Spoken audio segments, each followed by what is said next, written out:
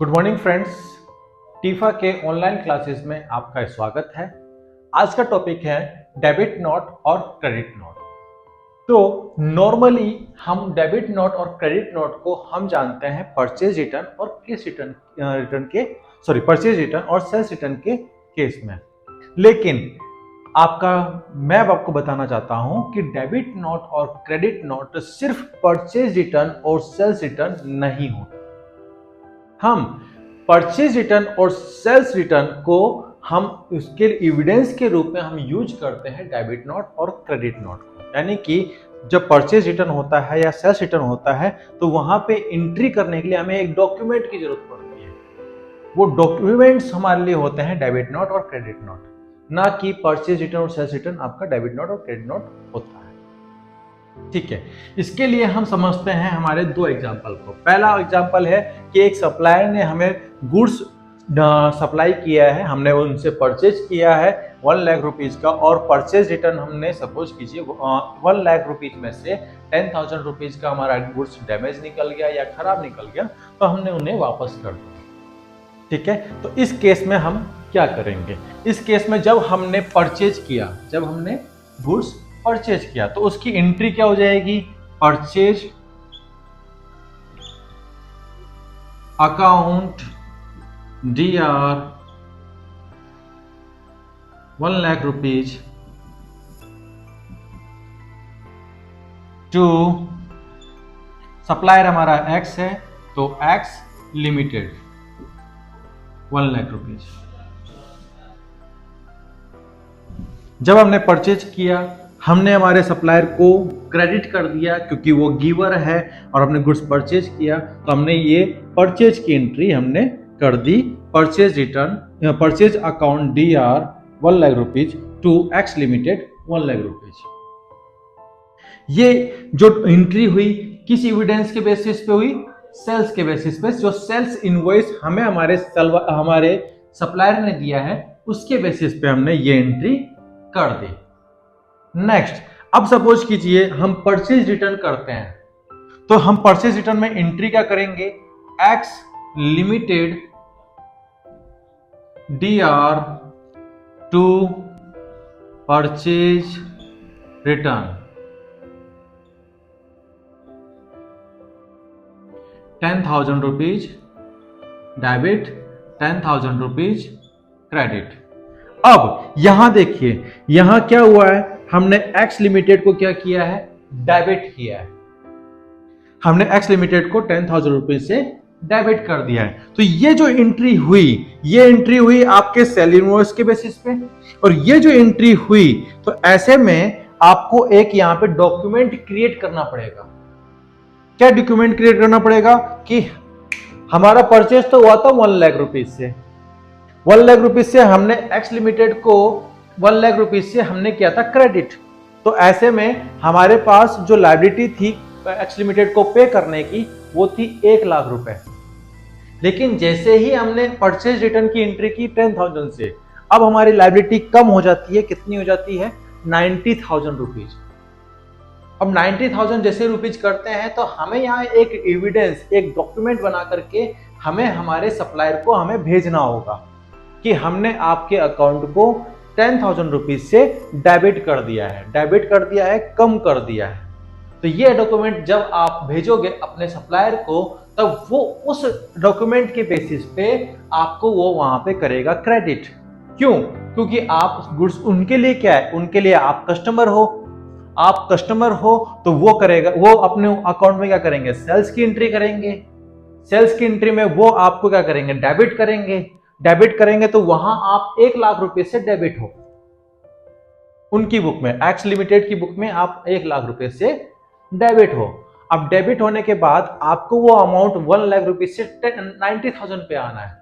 मतलब 1 लाख रुपए आपको 10,000 रुपीज कम होना है।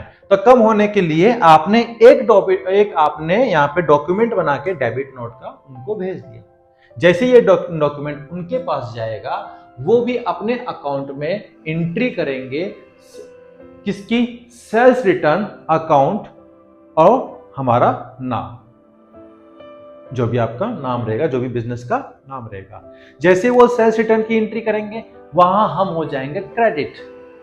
जैसे क्रेडिट हो जाएंगे तो वो हमें भेजेंगे क्रेडिट नोट हमारे इंफॉर्मेशन के लिए कि हमने आपके अकाउंट को इतने अमाउंट से 10,000 रुपीज के अमाउंट से क्रेडिट कर दिया है। तो जैसे वो भी क्रेडिट कर देंगे तो क्रेडिट करते ही आपका अकाउंट क्या हो जाएगा, बैलेंस में आ जाएगा कि हमारा जो परचेज और सेल हुआ था 1 लाख रुपीज से हुआ था, फिर हमने 10,000 का परचेज रिटर्न किया तो हमारा सप्लायर का जो लायबिलिटी है वो बन गया 90,000 का, लेकिन सप्लायर के बुक में अभी भी 1 लाख रुपीज है। तो जैसे ही वो सेल्स रिटर्न की एंट्री करेगा, हमें क्रेडिट करेगा, तो वहां पे भी वो क्या हो जाएगा, 90,000 पे आ जाएगा। तो ऐसे में हमें जो परचेज रिटर्न की जो हमें जो डॉक्यूमेंट देना पड़ता है हमारे सप्लायर को, वो देना पड़ता है डेबिट नोट, और जो कस्टमर अपने सप्लायर को भेजता है और जो सप्लायर अपने कस्टमर को भेजता है वो भेजता है क्रेडिट नोट। तो उस बेसिस पे परचेज हमारे पास भी एक डॉक्यूमेंट, हमारे पास भी इंफॉर्मेशन आ जाए। ठीक है, तो ये चीजें हमारे आती हैं डेबिट नोट और क्रेडिट नोट। ऐसे ही सपोज कीजिए हमारा एक कस्टमर है वाई लिमिटेड, जिसे हमने सेल किया था 2 लाख रुपीज का, 2 लाख रुपीज का किया तो हमने सेल्स रिटर्न हमारे पास आया, हमारे पास गुड्स वापस आ गया 10,000 रुपीज का, कि सपोज कीजिए उन्हें पसंद नहीं आया, उन्होंने 10,000 रुपीज का हमें वापस कर दिया। तो ऐसे जब हम सेल्स की एंट्री करते हैं तो सेल की एंट्री हमारी क्या हो जाएगी, कस्टमर का नाम, सपोज कीजिए वाई लिमिटेड है हमारा कस्टमर, इसे हमने डेबिट किया DR 2 lakh rupees to sales account 2 lakh rupees. अब जब हमने सेल किया तो हमने हमारे कस्टमर को क्या किया, डेबिट कर लिया। जैसे हम सेल्स रिटर्न करेंगे हमें 10,000 कम करना है, किस एविडेंस के बेसिस पे करेंगे, जो हमारे पास कस्टमर के थ्रू जो हमारे पास गुड्स आ रहा है उस गुड्स के साथ हमारे पास क्या आएगा, डेबिट नोट आएगा। उस डेबिट नोट के अकॉर्डिंग हम क्या करेंगे, जो हमारा वाई लिमिटेड है उसको कर देंगे हम क्रेडिट।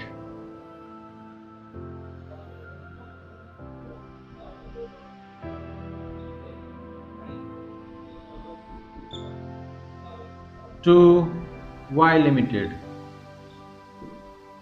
कितना, 2 लाख रुपीज।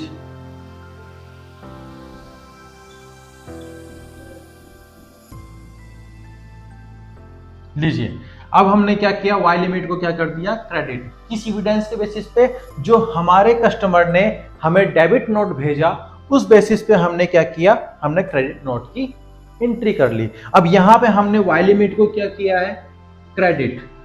तो यहां पे हमारा क्रेडिट हुआ है, इसलिए हम अपने हमारे जो भी कस्टमर है उसे हम क्या भेजेंगे, क्रेडिट नोट, कि आपने हमारे अकाउंट को अपने बुक में डेबिट नोट कर लिया है और उस बेसिस पे हमने एंट्री कर ली है जिसमें हमने आपके अकाउंट को क्रेडिट कर दिया है। वो क्रेडिट करने की इंफॉर्मेशन हम क्रेडिट नोट के थ्रू हमारे कस्टमर को भेज देंगे।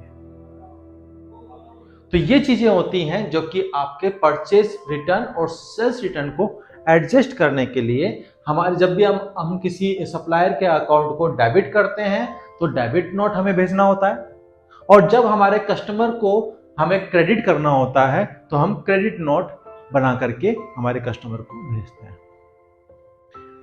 तो ये तो हमारा सिर्फ सिंपल सा एक टॉपिक था जिसमें कि हमें डेबिट नोट और क्रेडिट नोट को भेजना था सिर्फ परचेज रिटर्न और सेल्स रिटर्न के केस में। सर और भी कोई इंफॉर्मेशन होती है क्या जिसके बेसिस पर डेबिट नोट और क्रेडिट नोट बनते हैं? बिल्कुल बनते हैं सर।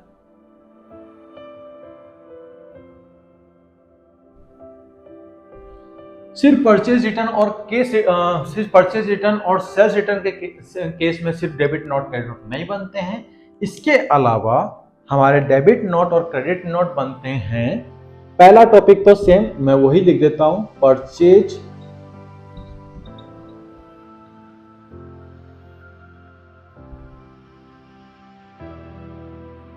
तो आज हम का टॉपिक हम इतना ही करते हैं जिसमें हमने समझा कि परचेज रिटर्न और सेल्स रिटर्न के केस में हम किस तरह से हमारे डेबिट नोट और क्रेडिट नोट को यूज करते हैं हमारे अकाउंट बैलेंस को एडजस्ट करने के लिए। तो हम आज के लिए हम इतना ही समझेंगे। आगे की क्लास में हम समझेंगे कि डेबिट नोट और क्रेडिट नोट को हम और किस किस पर्पज पे हम यूज कर सकते हैं, वो हम देखेंगे नेक्स्ट क्लास में। मैं चाहूँगा कि हमेशा की तरह हमारा ये वीडियो भी आप ज़्यादा से ज़्यादा लाइक करें, सब्सक्राइब करें हमारे YouTube क्लासेस को, और कोई भी क्वेश्चन होने पर आप हमें कमेंट करें। Thank you.